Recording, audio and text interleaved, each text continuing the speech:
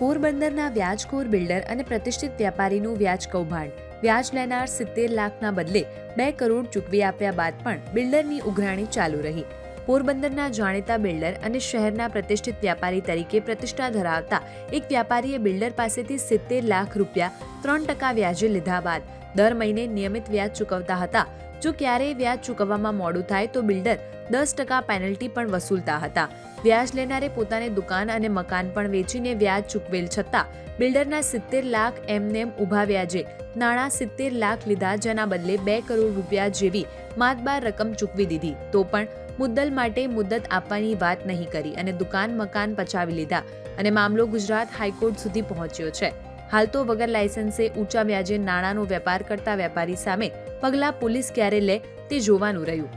વ્યાજ લેનાર માણસ પાસે વ્યાજની રકમ ચૂકવણી અને આજી કરતા અનેક પુરાવા હોવાનો દાવો કરી રહ્યો છે, ત્યારે બિલ્ડર સામે પોલીસે કેવા પ્રકારની કાર્યવાહી કરી તે સમય બતાવશે. સંપૂર્ણ અહેવાલ અને વેપારના નામે વ્યાજે રૂપિયા આપી કરોડોનું કરી ખાનાર કોણ છે તેના અમે ટૂંક સમયમાં પૂરા અહેવાલ સાથે બતાવશું.